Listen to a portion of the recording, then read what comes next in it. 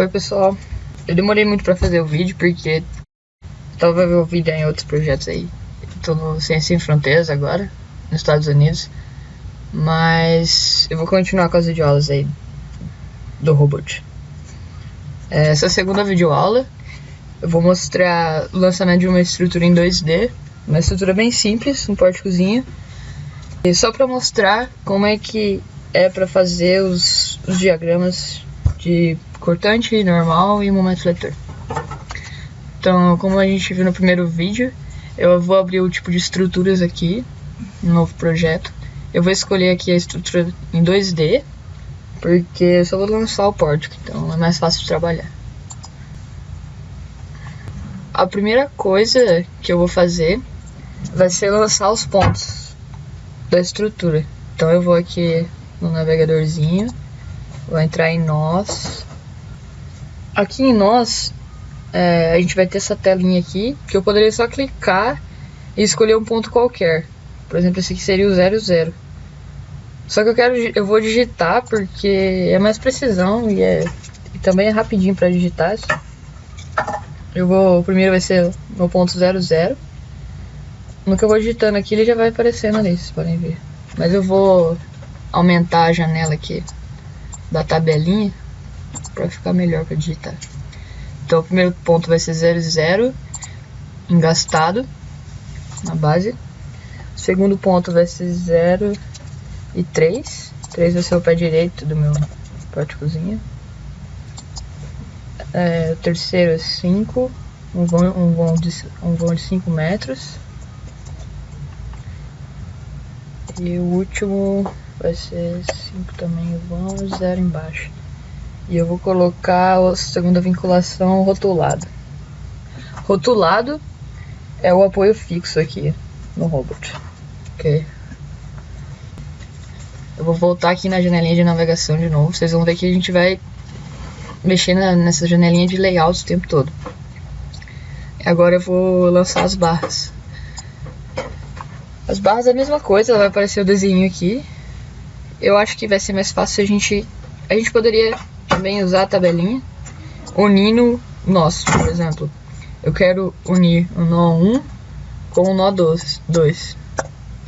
E aqui eu também já posso escolher a seção nessa tabelinha, o que é uma mão na roda.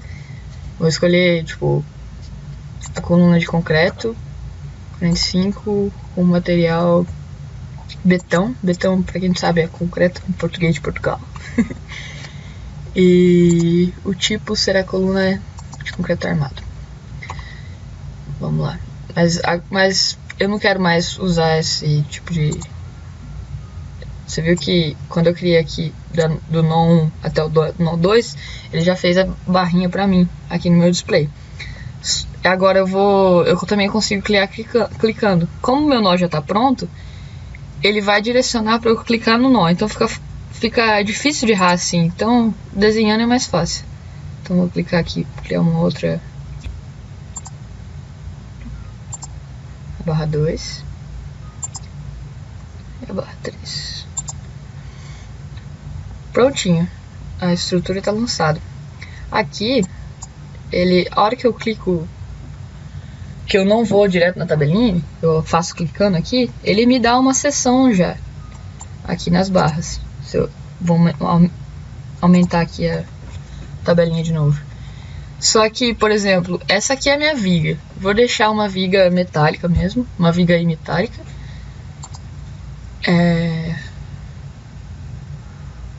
Vou especificar aqui que o tipo é viga. Só que a minha outra eu também quero uma coluninha de concreto. Então eu vou ter que fazer essa modificação aqui manual, entendeu? Isso vai influenciar no peso próprio da estrutura, porque ele faz o cálculo sozinho. Você não precisa ir lá e colocar uma carga distribuída na estrutura para se caracterizar como peso próprio. O programa ele já entende pelo peso específico que a gente viu no primeiro vídeo, o peso próprio da estrutura. Então, voltando. Agora, como a gente já fez os materiais e seções, a gente vai pular essa parte. E se vocês quiserem voltar no primeiro vídeo para ver como cria novos materiais e seções, também vocês podem voltar. Os apoios, a gente pode clicar aqui, a gente vai conseguir ver que eu já coloquei o apoio na parte quando eu fui colocar os pontos. Então ele já vai vir aqui, entendeu? O engaste, ele está engastado nas duas direções e a rotação. E o apoio fixo que eu coloquei, ele está engastado nas duas direções e livre a rotação. Se eu quiser fazer alguma modificação aqui, eu consigo. Por exemplo, colocar um apoio móvel. Então eu deixo livre uma das duas direções e isso vai fazer com que meu apoio fixo vire um apoio móvel. É aqui que eu faço as modificações. Ok. A próxima vai ser o lançamento das cargas. Bom, para fazer o lançamento das cargas, primeiro a gente tem que definir as cargas. Então a gente vai definir os tipos de carga nessa tabelinha aqui. Isso vai ser fundamental para a hora que a gente for fazer as combinações de carga.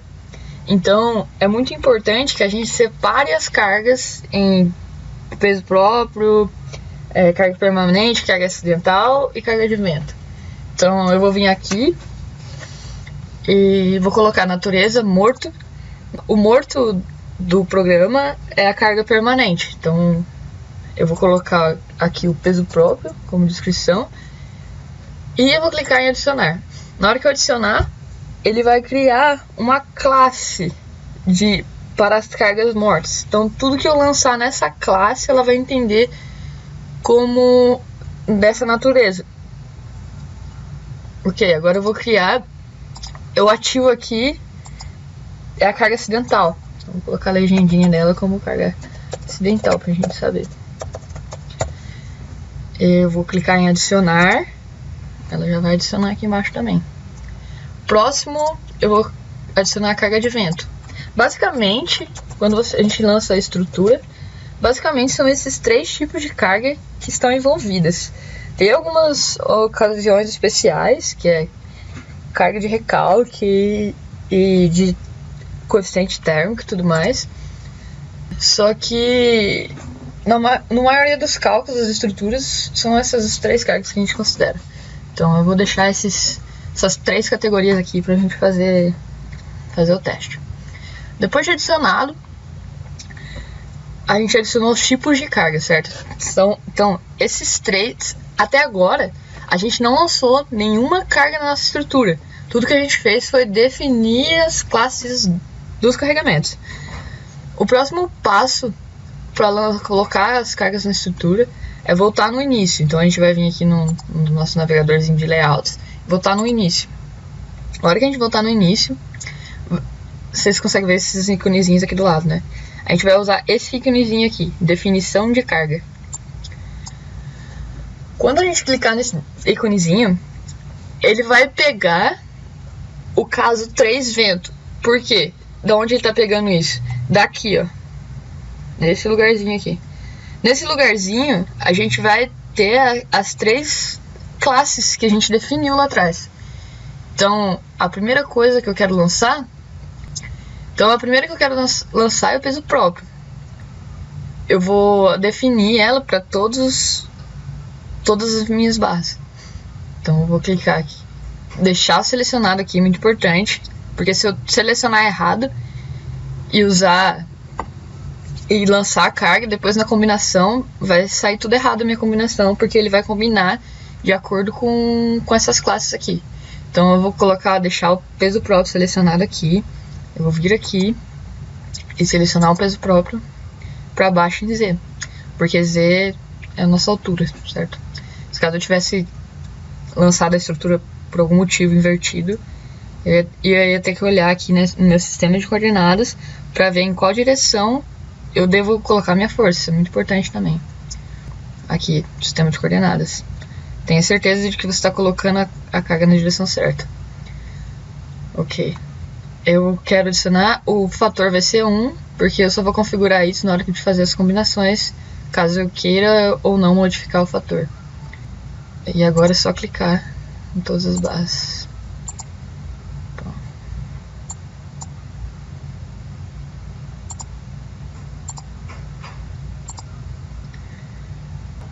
Próximo caso vai ser uma carga acidental, que é definida também na nossa NBR.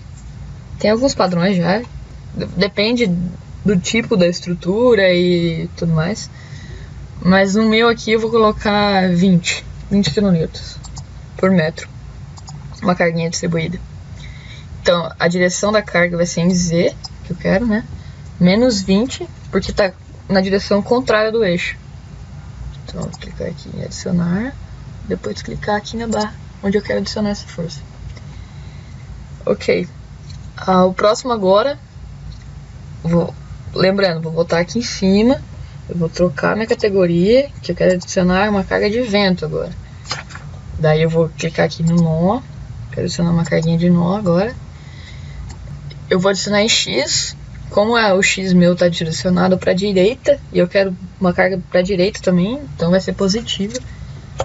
Vou lançar uma carguinha de 5 kN ali para a direita.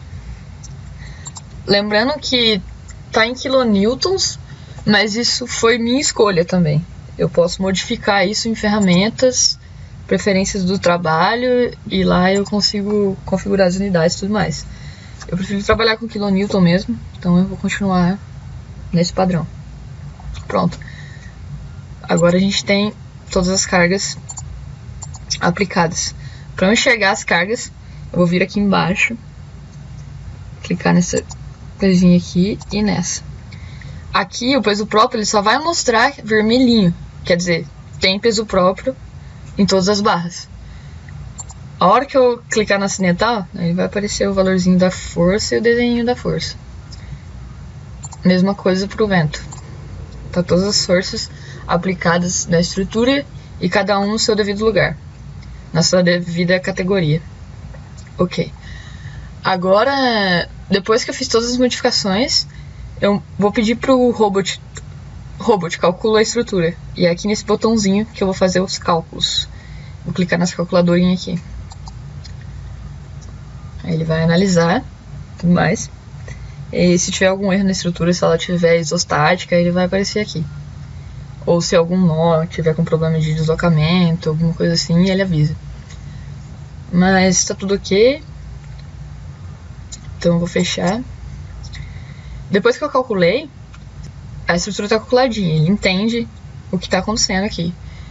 Então, agora, para eu saber os diagramas de momento fletor, força cortante e força normal, eu vou clicar em resultados, aqui em cima. Resultados. Diagramas para barras. Diagramas para barras. Ok. Na hora que eu clicar aqui, não tem nada selecionado, certo? Então, primeiro que eu vou testar vai ser a força em X. Força em X. Eu vou clicar em aplicar. Ele vai dar o diagramazinho pra mim. A força em X, o robot, ele vai te dar as forças em relação aos eixos, as coordenadas locais. As coordenadas locais, você consegue ver clicando nesse íconezinho aqui. E vocês conseguem ver que o eixo X está sempre na direção axial das barras, certo? Então, a força em X, nesse caso, está dando pra gente a força normal da nossa estrutura. Eu vou fazer a força desaparecer aqui. Quando ele vem assim por padrão, ele vem sem os números, tá vendo que não tá aparecendo número nenhum? Então, tipo, eu não sei qual é o valor dessa força, mas eu quero saber. Então, eu vou vir aqui nessa minha janelinha aqui. Eu vou ir lá no último em parâmetros.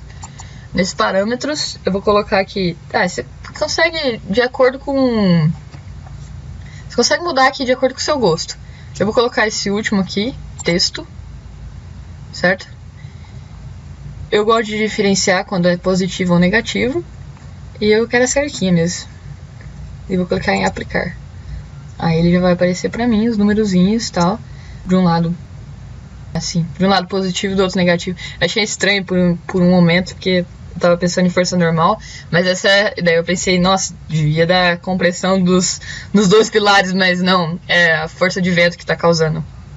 É a força de vento como é a força de vento, então tá certo mesmo. Outra coisa que eu quero deixar a observação aqui é que as forças no robot é um pouco diferente do que a gente está acostumado, porque ele vai dar as trações negativas e as compressões positivas. Isso é, tipo, muito importante, porque simplesmente se a gente trocar as coisas, a gente vai fazer os cálculos totalmente errado. Então, muito importante observar isso. As forças negativas são as trações e as forças positivas são as compressões. Agora, esse diagrama, deixa eu apagar também essas coordenadas locais. Esse diagrama é pro caso da força do vento. Mas caso eu queira ver o diagrama de normal também para os outros casos, é só vir aqui nessa janelinha e clicar, tipo, acidental. Tá vendo que a acidental ficou super grande, porque perto da do vento, ela causa muito mais força normal. E para eu deixar o gráfico bonitinho de novo, eu vou clicar aqui, ó, em normalizar. Ele vai normalizar a escala pra gente. Aí, ó. Vocês podem ver que a carga acidental, ela vai dar compressão nos pilares, certo? Então, e a força de compressão é positiva. Muito cuidado com isso. É compressão, tá, gente? Não é tração. É positivo, mas é compressão. Por último, a gente consegue ver também o resultado para o peso próprio. Clicar em normalizar de novo para o gráfico ficar mais bonitinho. Ok. Do mesmo jeito que a gente viu para a força normal, a gente consegue ver a força em Z, que seria cortante, que é a força em Z em relação às coordenadas locais.